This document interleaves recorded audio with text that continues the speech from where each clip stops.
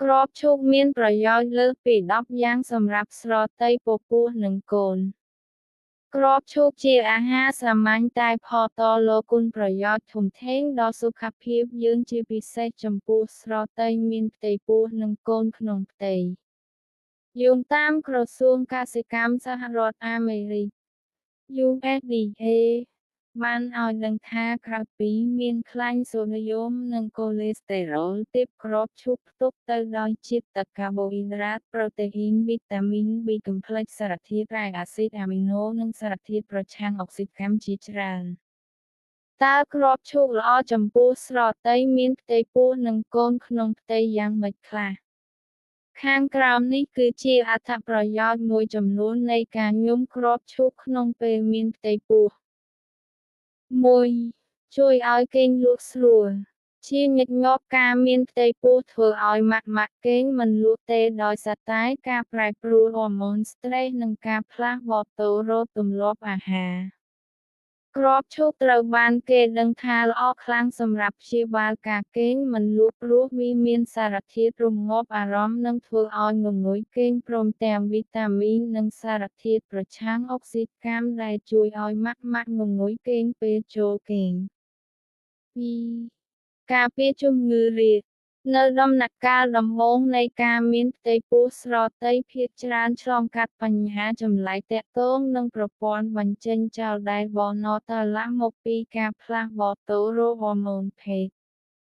យោងតាមអ្នកស្រាវជ្រាវវិទ្យាសាស្ត្រចិនគ្រាប់ឈូកគឺជាឱសថធម្មជាតិដ៏ល្អសម្រាប់ព្យាបាលជំងឺរាគគ្រាប់ឈូកមានផ្ទុកអាល់កាឡូអ៊ីតក្នុងកម្រិតទាបដែលអាចជួយបង្កើនមុខងារពោះវៀននិងកាត់បន្ថយការរាគ 3. ជួយសម្រួលសម្ពាធឈាមមណ្ឌលវីងរបស់គ្រាប់ឈូកមានវីតាមីនជាច្រើនដែលអាចជួយឲ្យអារម្មណ៍ស្ងប់និងអាចពង្រីកសរសៃឈាមដូច្នេះវាអាចជួយគ្រប់គ្រងសម្ពាធឈាមរបស់ម៉ាក់បាន 4. ជួយបន្ថយអាការៈឈឺអញ្ចាញ់ធ្មេញភាគច្រើននៅត្រីមាសទី2ម៉ាក់ជួបប្រទះការឈឺអញ្ចាញ់ធ្មេញព្រោះការប្រែប្រួលហូម៉ូននិងការលើសជាតិទឹកក្នុងខ្លួនដែលធ្វើឲ្យរីកផ្នែកផ្សេងៗនៃរាងកាយវីតាមីន B កំភ្លេចនិងស័ង្កសីមាននៅក្នុងគ្រាប់ឈូកអាចជួយកាត់បន្ថយការហើមនិងឈឺអញ្ចាញ់ធ្មេញបាន 5. ជួយឲ្យស្បែកមានសំណើមជាធម្មតាម៉ាក់តែងតែជួបប្រទះស្បែកស្ងួតអំឡុងពេលមានផ្ទៃពោះគ្រាប់ឈូកមានលក្ខណៈសម្បត្តិថតឡូសំណើមដល់ស្បែកនិងរក្សាសំណើមពីខាងក្នុងជាលិការក្រោមស្បែក 6. ជួយគ្រប់គ្រងទម្ងន់វាជារឿងធម្មតាដែលស្រទៃមានផ្ទៃពោះឡើងទម្ងន់ឥតឈប់ឈរព្រោះស្រទៃមានផ្ទៃពោះឧស្សាហ៍ឃ្លាននិងត្រូវការញោមឲ្យបានគ្រប់គ្រាន់ដើម្បីឲ្យកូនក្នុងផ្ទៃលូតលាស់បានល្អប៉ុន្តែការឡើងគីឡូលើសកម្រិតធ្វើឲ្យម៉ាក់ជួបផលវិបាកច្រើនគ្រាប់ឈូកមានកាបូអ៊ីដ្រាតនិងខ្លាញ់ទាបវីតាមីននិងសារធាតុរ៉ែជាច្រើនដែលធ្វើឲ្យម៉ាក់មានអារម្មណ៍ឆាប់ឆ្អែតដូច្នេះវាគឺជាអាហារសម្រន់ដ៏ល្អសម្រាប់ម៉ាក់ដែលមានអារម្មណ៍ថាឃ្លានឥតឈប់ឈរ 7. រក្សាជាតិស្ករក្នុងឈាមល្អអំឡុងពេលមានផ្ទៃពោះម៉ាក់អាចកាន់ជាតិស្ករក្នុងឈាមដោយសារតែការផ្លាស់ប្តូររោគហូម៉ូនភាពតានតឹងនិងភាពរំជើបរំជួល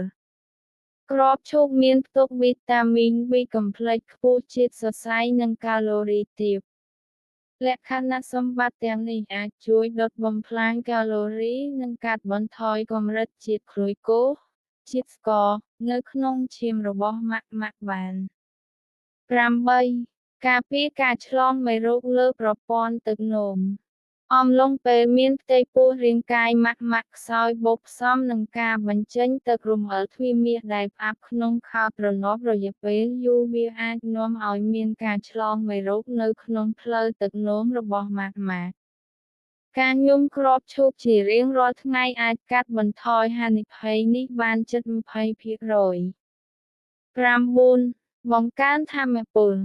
ការមានផ្ទៃពោះអាចធ្វើឲ្យម៉ាក់អស់កម្លាំងនិងល្ហិតល្ហែងដោយសារការផ្លាស់ប្តូររោគហូម៉ូននិងការឡើងទម្ងន់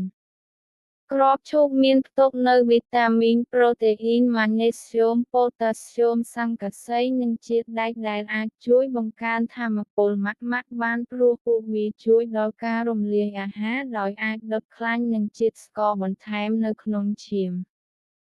ឡ ជួយពង្រឹងប្រព័ន្ធការពាររាងកាយ ក្នុងអំឡុងពេលមានផ្ទៃពោះម៉ាក់ៗភាគច្រើនខ្សោយនិងឈឺជាញឹកញាប់សារធាតុចិញ្ចឹមជាច្រើនដែលមាននៅក្នុងគ្រាប់ឈូកដូចជាវីតាមីនសារធាតុរ៉ែនិងសារធាតុប្រឆាំងអុកស៊ីតកម្មអាចជួយពង្រឹងប្រព័ន្ធការពាររាងកាយរបស់ម៉ាក់ៗនិងជួយកូនក្នុងផ្ទៃលូតលាស់បានល្អ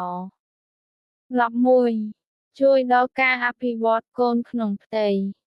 គ្រាប់ឈូកសម្បូរទៅដោយប្រូតេអ៊ីនដែលចាំបាច់សម្រាប់ការអភិវឌ្ឍខួរក្បាលនិងប្រព័ន្ធសរសៃប្រសាទទារក គ្រាប់ឈូកមានបរិមាណប្រូតេអ៊ីនជាតិសរសៃនិងវីតាមីនល្អដែលជួយដល់ការលូតលាស់របស់ទារកនៅក្នុងផ្ទៃឲ្យមានសុខភាពល្អ ជាពិសេសវាមានផ្ទុកវីតាមីន B9 ហ្វូឡាត ដែលជួយបង្ការពិការភាពពីកំណើត តើបរិមាណគ្រាប់ឈូកប៉ុន្មានដែលស្រទៃមានផ្ទៃពោះអាចញុំក្នុងមួយថ្ងៃ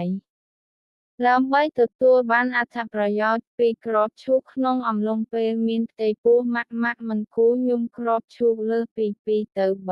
3 ខតាប់ដៃទេព្រោះបើញុំច្រើនហួសកម្រិតវាអាចប៉ះពាល់ដល់សុខភាពម៉ាក់ៗវិញ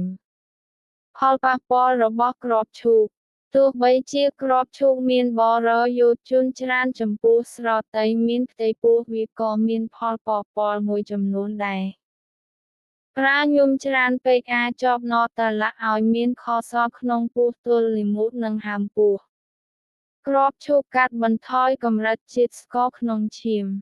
ប្រសិនបើម៉ាក់ៗមានជំងឺទឹកនោមម៉ាក់ៗគួរតែប្រយ័ត្នកុំទទួលទានវាច្រើនពេក